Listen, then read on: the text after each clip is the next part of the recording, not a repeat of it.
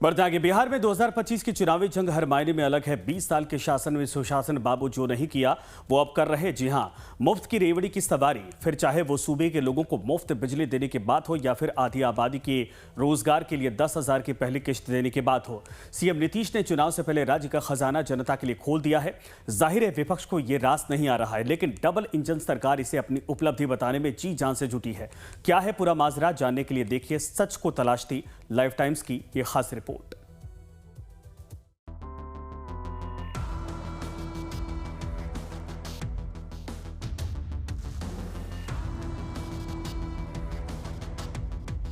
बिहार में double engine सरकार ने सत्ता में वापसी के लिए एड़ी चोटी का जोर लगा रखा है।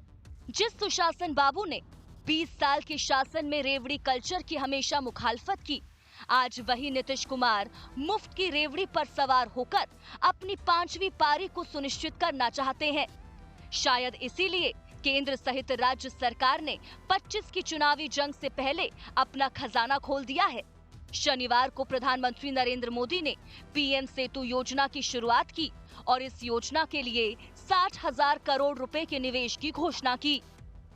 एनआईटी पटना के बिहटा कैंपस में नए भवन का उद्घाटन किया।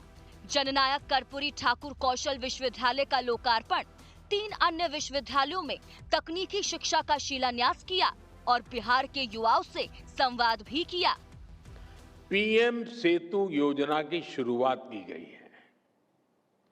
देश भर में हमारे 1000 से ज्यादा आईटीआई इंस्टीट्यूशंस को इसका फायदा होगा। पीएम सेतु योजना के माध्यम से इन आईटीआईज को अपग्रेड किया जाएगा। कभी प्रधानमंत्री नरेंद्र मोदी ने भी रेवड़ी कल्चर को नुकसानदेह बताया था। इतना ही नहीं, सुप्रीम कोर्ट ने भी मुफ्त की रेवड़ी पर तल्ख टिप्पणी की थी। 13 फरवरी 2025 को सुप्रीम कोर्ट ने कहा था, ये एक गंभीर मुद्दा है। जिन्हें मुफ्त मिल रहा है वो जरूरतमंद हैं या फिर नहीं, इस बात की तस्दीक करना जरूरी है। राजनीतिक दलों की ओर से चुनाव में मुफ्त की घोषणाएं करना सही नहीं है। इससे समाज में कार्य संस्कृति प्रभावित होती है और लोग मेहनत करने की बजाय मुफ्त की योजनाओं पर निर्भर होने लगते हैं। सरकारों को मुफ्त राशन और पैसे देने की बजाय रोजगार के अवसर उपलब्ध कराने चाहिए, ताकि लोग मुख्य धारा में शामिल हो सकें और आत्मनिर्भर बन सकें। वहीं राजनीतिक जानकार भी इस बात से इत्तेफाक रखते हैं।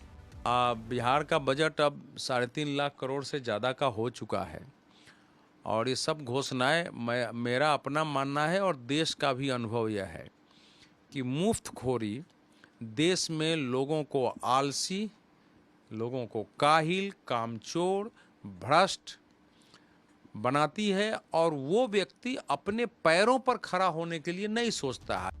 भारत में मुफ्त की रेवड़ी की शुरुआत तमिलनाडु से हुई। साल 2006 में तमिलनाडु विधानसभा का चुनाव था। डीएमके प्रमुख करुणानिधि ने वादा किया कि हमारी सरकार बनी तो सभी परिवारों को फ्री कलर टीवी देंगे। तर्क दिया था, घर में टीवी होने से महिला साक्षर होंगी। नतीजतन डीएमके की जीत हुई और करुणानिधि 5वीं और अंतिम बार सीएम बने। टीवी देने के लिए डीएमके सरकार ने 750 करोड़ रुपए खर्च किए। साल 2011 में जब फिर तमिलनाडु विधानसभा का आम चुनाव हुआ तो जयललिता की पार्टी एआईडीएमके ने टीवी के जवाब में mixer grinder, electric fan, laptop, computer, सोने की थाली सहित नई नवेली दुल्हन को मंगलसूत्र देने का वादा किया। नतीजतन जयललिता की जीत और वो चौथी बार तमिलनाडु की सीएम बनी। साल 2015 में दिल्ली विधानसभा चुनाव में आम आदमी पार्टी संयोजक अरविंद केजरीवाल ने दक्षिण के पैटर्न को पहली बार उत्तर भारत में अपनाया। मुफ्त बिजली, मुफ्त पानी, मुफ्त इलाज, मुफ्त दवाई, मुफ्त जांच का चुनावी वादा किया। नतीजतन 70 सीटों में से 67 सीटें हासिल की और लगातार दूसरी बार दिल्ली के मुख्यमंत्री बने। अब राजनीति में जो लोग आलोचना करते हैं वो स्वयं घोषणाएं करते हैं। कांग्रेस पार्टी तो दूसरी कोई घोषणा ही नहीं करती है। या तो वो जाति आरक्षण कर रही है। हरियाणा में कांग्रेस ने जो 1 पेज का मैनिफेस्टो रिलीज किया था, आप देख लीजिए कर्नाटक में उनकी क्या घोषणाएं थी, हिमाचल प्रदेश में क्या घोषणाएं थी। और राष्ट्रीय जनता दल की वो पार्टनर है, राष्ट्रीय जनता दल ने भी जो पिछले चुनाव में जो घोषणा किया था वो भी देख लीजिए उन्होंने क्या किया था, इस बार क्या कर रहे हैं। राजनीतिक पार्टियां या सरकारें निश्चित रूप से लोगों को सेवाएं दें, लोगों को मुफ्त पैसे भी दें, लोगों को बिना काम के पैसे भी दें, लेकिन किसको दिया जाए? निराश्रित है। मुफ्त की रेवड़ी कल्चर ने वाया दिल्ली होते हुए बिहार में दस्तक दी। 2 दशक से बिहार की सत्ता पर काबिज नीतीश कुमार ने 25 के चुनावी रण से पहले घोषणाओं की झड़ी लगा दी। कुछ योजनाओं को तो आनन फानन में जमीन पर भी उतार दिया, जिनमें शामिल है हर घर को 125 यूनिट मुफ्त बिजली, बेरोजगार स्नातकों को 1000 प्रति माह भत्ता, सीएम महिला रोजगार योजना लॉन्च, 1 करोड़ महिलाओं को 10,000 रुपए की पहली किस्त जारी, निर्माण मजदूरों को 5,000 रुपए वस्त्र भत्ता, आंगनबाड़ी और आशा कार्यकर्ताओं के भत्ते में 2 गुना इजाफा, जेपी सेनानी पेंशन में 2 गुनी वृद्धि, सामाजिक पेंशन में 3 गुनी वृद्धि, 400 से बढ़ाकर 1100 रुपए किया गया प्रति माह। तो वहीं किसान विकास मित्र के भत्ते में इजाफा। नहीं, लेकिन 2,10,000 रुपया जो एम्प्लॉयमेंट के लिए दिया जा रहा है प्रत्येक गरीब महिला फैमिली को, फैमिली की एक महिला को, तो ये तो कैबिनेट ने पास किया बिहार के, ये डिसीजन उसका फर्स्ट इंस्टॉलमेंट किया। इस चीज़ को समझने की आवश्यकता है। जब इसको पर्सपेक्टिव में आप समझेंगे, जब कैबिनेट ने पास किया तो पूरा बजटिंग तो किया होगा, तो पहला इंस्टॉलमेंट किया, तो फिर इसमें किसी को ऑब्जेक्शन कैसे हो सकता है? इसको अब रेवड़ी कल्चर कैसे बोल सकते? आंकड़े बताते हैं कि 2025 से 26 के लिए राज्य सरकार ने राजकोषीय घाटा 3% जीएसडीपी तक सीमित रखने और राजस्व अधिशेष दिखाने का लक्ष्य रखा है। लेकिन वास्तविकता ये है कि 2024 से 25 में घाटा अचानक 9% से ऊपर पहुंच गया है।